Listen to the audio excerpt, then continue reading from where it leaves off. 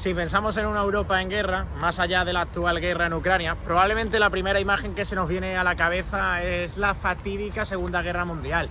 Sin embargo, otro conflicto, que también fue devastador en aquellos tiempos, se produjo en suelo europeo y además fue de una manera más reciente. Hablamos de uno que fue además capaz de disolver uno de los países más poderosos del mundo y de Europa socialista también, ¿no? En este caso hablamos de uno que fue capaz de llevarse consigo las vidas de casi 150.000 personas. Una guerra por la autodeterminación de 5 pueblos. Es por ello que les lanzo una pregunta. ¿Saben ya de cuál estamos hablando?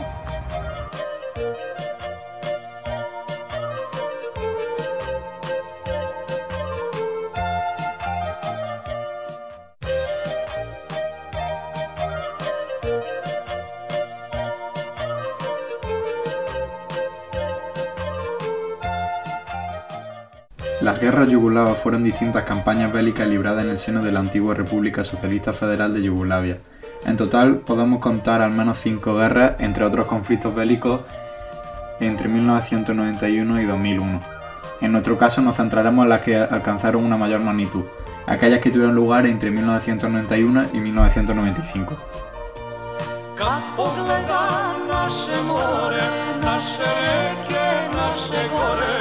Svu lepotu gde sam rođen ja I sve što bih reći znao U srcu sam zapisao Živela Jugoslavija I sve što bih reći znao U srcu sam zapisao Živela Jugoslavija. Como sabrán, el Estado yugoslavo fue una entidad política formada por 6 naciones en el territorio de los Balcanes, situada en el tiempo entre 1918 y 1992, aunque Serbia y Montenegro siguieron usando este nombre hasta 2003. Sin duda, si se desea comprender el Estado yugoslavo durante y tras la Segunda Guerra Mundial, existe un personaje fundamental para ello, Josip Broz Tito. Durante la ocupación nazi de los territorios de la actual Croacia, el líder del Partido Comunista Yugoslavo, apodado Tito, fue un líder guerrillero y militar responsable de la expulsión de los fascistas de la región. Su carisma y capacidad de liderazgo le hicieron acumular una gran popularidad en toda Yugoslavia, lo que se tradujo en su victoria en las primeras elecciones en 1946 como líder del Frente Popular Yugoslavo. Tras la deposición del rey Pedro II, el país adoptó su nombre definitivo. La nueva República Federativa Socialista de Yugoslavia dejaba bien claro en su nombre su modelo de Estado. Una república de corte marxista organizada en 5 estados-nación constituyentes con cierto grado de autonomía entre sí, con capital en Belgrado. Estos estados federales fueron Eslovenia, Croacia, Montenegro, Macedonia y Serbia. Bajo el liderazgo de Tito, Yugoslavia consiguió un sentimiento de unidad sin precedentes en el país. Las muestras de personalidad del líder, como plantarle cara a Moscú, generaron un fuerte sentimiento de pertenencia, aunque obviamente no en todos lo hacía por igual. Además, a ello se le sumó la fuerte represión a opositores propia de cualquier régimen autoritario, con lo que la disidencia no era una opción. Tras años de baños de masa y de lograr un crecimiento económico muy notable para la región, el conocido como Libertador de Yugoslavia murió el 4 de mayo de 1980. A su muerte el país intentó continuar con su legado, pero un país integrado por naciones tan diferentes en todos los aspectos, tanto política como cultural e incluso religiosamente, era incapaz de mantener su integridad territorial sin el factor unificante del líder. Estamos asistiendo en directo al funeral del Estado organizado para el presidente yugoslavo Josip Broz, celebrado en Belgrado con representantes de 128 países de ambos lados del llamado telón de acero. Más allá del concepto que cada persona puede llegar a tener de este personaje, sin duda nos encontramos con alguien que fue capaz de plantar cara a las más poderosas potencias de su tiempo, con la Alemania de Hitler y la Unión Soviética stalinista, gracias en parte a su gran habilidad para poner a las masas de su parte. Su figura marcará una huella indeleble en la historia de la Europa contemporánea, como la de alguien que sentía una devoción real por su país, aunque no tan grande como la que sentía el propio pueblo yugoslavo por él. Con opiniones para todos los gustos acerca de su persona y su autoritarismo, el líder de los llamados eslavos del sur fue capaz de no encasillarse en ningún bloque en los años pasados, creando junto a otros países el movimiento de países no alineados. Solo el futuro determinará qué deriva toma el pueblo yugoslavo sin su mariscal y quién logrará tomar el testigo de tan complejo personaje. La duda que existía se fue poco a poco respondiendo sola. Poco más de 10 años después de la muerte de Tito, la caída del bloque soviético produjo una marea de nacionalismo autodeterminista en la región, que finalmente devino a la guerra de independencia y la posterior consolidación como naciones-estado de las entidades federales yugoslavas. Además del factor ideológico, también fue un factor muy determinante la caída de la URSS en el plano militar. La disolución del Ejército Rojo se tradujo en una cantidad ingente de armas de fuego que circulaban sin control por la zona. Esto sirvió tanto a milicias como a guerrilleros para armarse para el inevitable conflicto armado. Tan pronto como se sintieron militarmente preparados, se produjeron las primeras declaraciones secesionistas, en este caso desde el norte de la Federación, la zona más próspera del país. El 25 de junio de 1991 se produjo la Declaración de Independencia de Eslovenia, precedida por un referéndum. Ese mismo día se desplegó al Ejército Popular Yugoslavo por toda la frontera eslovena para asegurarla. Sin embargo, la guerra fue muy breve, debido a que el ejército, compuesto mayormente por serbios étnicos, prefirió ahorrar esfuerzos bélicos en Eslovenia para centrarse en la guerra de Croacia, donde Serbia sí que tenía intereses territoriales, al contrario que en Eslovenia, donde existía una población étnicamente homogénea. Así, la llamada Guerra de los 10 días finalizó el 9 de julio de 1921, siendo un conflicto bélico de baja intensidad, con un saldo de 62 muertos y 328 heridos, lo que para un conflicto de estas proporciones son cifras relativamente bajas. En el acuerdo de Brioni se puso fin a la contienda y se estableció un periodo de 3 meses para que las autoridades yugoslavas abandonaran la zona. Si todas las secesiones hubiesen seguido la misma línea, pues hoy podríamos hablar de las guerras yugoslavas como una serie de conflictos menores. Lo cierto es que a día de hoy siguen siendo uno de los escenarios bélicos más sangrientos de la historia de Europa. Y ahora vamos a ver el porqué. De manera casi paralela a lo sucedido en Eslovenia, la República Yugoslava Croata, previo al referéndum, inició la llamada Guerra de la Patria, para nosotros, Guerra de Croacia. Mientras que la guerra de Eslovenia duró menos de un mes, la guerra de Croacia contra el poder yugoslavo se extendería durante años. Ante la creciente homogeneización étnica dentro de los diferentes ámbitos de la administración yugoslava en favor de los serbios, las repúblicas más fuertes dentro de la federación vieron la ocasión ideal para conseguir la secesión que tantos años atrás venían anhelando. Sin embargo, el gobierno yugoslavo no estaba dispuesto a ceder tan fácilmente como lo había hecho con su vecino del norte. La República Serbia tenía motivaciones territoriales basadas en la etnia de la población de algunas zonas de Croacia que reclamaba como suya. Además, su colindancia con toda la Yugoslavia ocupada, controlada por Serbia, le hacía más fácil a Belgrado la logística que demanda una guerra de estas características. Así se mantuvo un clima de tensión durante semanas tras las elecciones croatas, lo que duró hasta el 1 de marzo de 1991, cuando en la ciudad de Pakrac, un grupo de reservistas serbios, apoyados por la República Serbia de Krajina, la cual era una entidad política autoproclamada dentro del territorio croata pro-Serbia, ocuparon algunos edificios públicos como una estación de policía. Esto dio pie a un enfrentamiento al día siguiente entre las fuerzas policiales croatas y las fuerzas de ocupación serbia. Aunque este suceso se saldó sin víctimas mortales, de él se habla cuando se trata de señalar el inicio del conflicto armado entre Croacia y la Yugoslavia serbia. Así, la guerra se fue recrudeciendo hasta llegar a uno de los momentos más significativos del conflicto, la batalla de Vukovar. El 25 de agosto de 1991, una improvisada fuerza de defensa croata de unos 1.800 efectivos fue la encargada de repeler la invasión de las milicias proserbias de los pueblos vecinos a la ciudad de Vukovar, apoyados por el Ejército Popular Yugoslavo integrado por unos 36.000 serbios étnicos.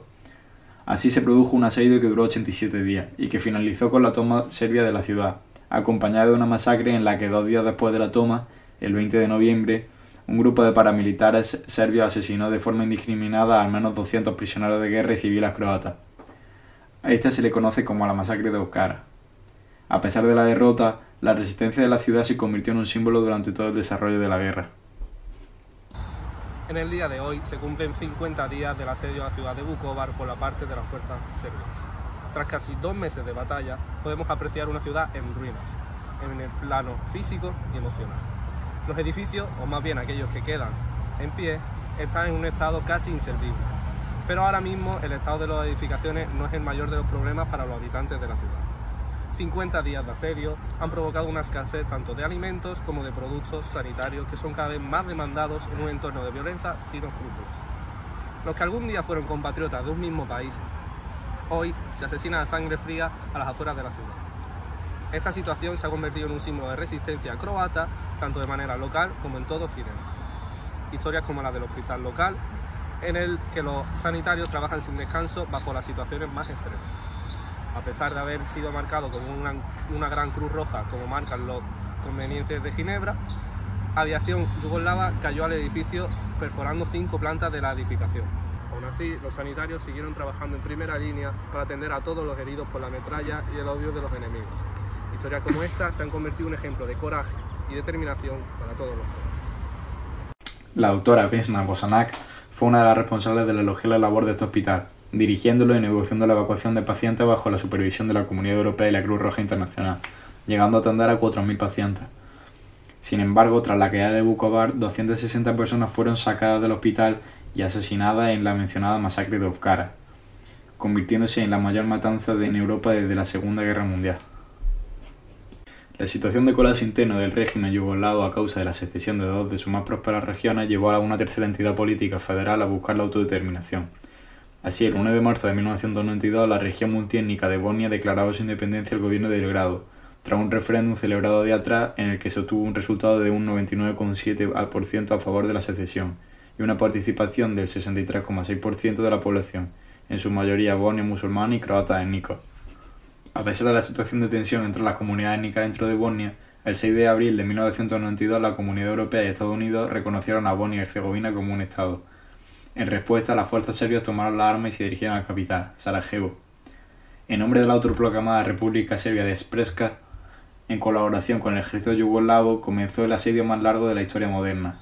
Durante 1425 días, los habitantes de la ciudad se vieron hostigados por los incesantes ataques enemigos que procedían de las colinas que rodeaban la ciudad. Durante ese asedio, 350.000 personas quedaron atrapadas dentro de la ciudad. Se estima que 50.000 de esas personas fueron heridas y 12.000 perdieron la vida. De estas víctimas, alrededor del 85% era población civil. Para entender correctamente la guerra de Bosnia es necesario entender la situación demográfica del país. Lo que hoy conocemos como Bosnia y Herzegovina es un estado con tres etnias dominantes, la musulmana, llamada bosníaca, la croata y la serbia. En primera instancia, los dirigentes de Croacia se alinearon con las fuerzas antiserbias que mayormente estaban formadas por los bosnios musulmanes y los bosnios croatas. Sin embargo, las intenciones de los dirigentes croatas llevaban intereses que chocaban con los del Estado bosnio. Dentro del ideario del presidente croata Tudjman, existía un plan para la creación de la Gran Croacia, que consistía en la anexión de territorios balcánicos con un gran porcentaje de habitantes étnicamente croatas. De este modo, los croatas de la región bosnia buscaban la creación de la República Croata de Herzegovina, lo cual fue percibido por los bosnios como un intento de fragmentación del país, lo que desembocó en la Guerra Croata-Bosnia. La existencia de dos frentes abiertos tanto para Bosnia como para Croacia representó una fuente de problemas en todos los sentidos. La división de recursos materiales y humanos para ambos conflictos resultaba inasumible, por lo que tras un alto en fuego en marzo de 1994 y gracias a la mediación internacional se firmaron los acuerdos de Washington de marzo de 1994. Mientras estos dos países peleaban entre sí, Serbia dio un paso más allá en la guerra de Bosnia. Las fuerzas serbo-bosnias implicadas en los conflictos comenzaron a perpetrar crímenes de guerra de forma sistémica en todas las zonas reclamadas como la Gran Serbia en contra de la población bosníaca y croata de la zona. Estos actos incluían deportaciones, violaciones y asesinatos masivos. Entre 1992 y 1995 se calculan alrededor de más de 16.000 personas asesinadas por motivos étnicos, lo cual no sucedía en Europa desde el fin de la Segunda Guerra Mundial. Sin duda, una de las mayores atrocidades cometidas en nombre de Serbia fue la masacre de Srebrenica en 1995, donde las fuerzas serbo-bosnias mataron a 8.000 musulmanes bosnios, incluyendo a niños, adolescentes, mujeres y ancianos, que se encontraban bajo la protección de un batallón de cascos azules holandeses en una teóricamente zona segura. La intervención de Occidente debido a la cercanía geográfica con el territorio de la Comunidad Europea supuso un factor determinante para el desarrollo de la guerra. La OTAN y las Naciones Unidas comenzaron a trabajar la zona desde el comienzo de la guerra de Croacia a distintos niveles, diplomáticos, vía sanciones económicas, misiones de paz e incluso intervenciones militares directas. Aunque la principal misión de las naciones extranjeras implicadas era lograr acabar con la guerra y proteger a las víctimas civiles, también se cometieron algunos errores, como el embargo de armas a toda Yugoslavia, que en vez de favorecer la no violencia provocó un desequilibrio entre las fuerzas secesionistas y las fuerzas serbias, que ya estaban bien armadas por entonces, o el mencionado suceso de Srebrenica. A pesar de ello, tanto las operaciones de la OTAN como la asistencia de organizaciones internacionales como Cruz Roja o la ONU lograron disminuir en cierto grado a las víctimas de una serie de conflictos que se llevan la vida de entre 130.000 y 200.000 personas, llevándose Bosnia a la peor parte con cerca de 100.000 muertos. El debilitamiento de las fuerzas serbo-yugoslavas hizo inviable la continuación de la campaña bélica. De este modo, el 14 de diciembre de 1995, los dirigentes de los tres estados se reunieron en la ciudad americana de Dayton para la firma de unos acuerdos homónimos que sirvieron para poner fin a los conflictos armados entre los tres estados, reconociéndose mutuamente como países independientes. Así acabó el periodo más cruento de la historia balcánica, aunque lo que quedaba de Yugoslavia siguió siendo un escenario bélico hasta 2001, cuando el mapa quedó conformado en la zona tal y como lo conocemos ahora, aunque en 2008 se produjo la declaración de independencia de Kosovo, a la cual no todos los países la reconocen como legítima.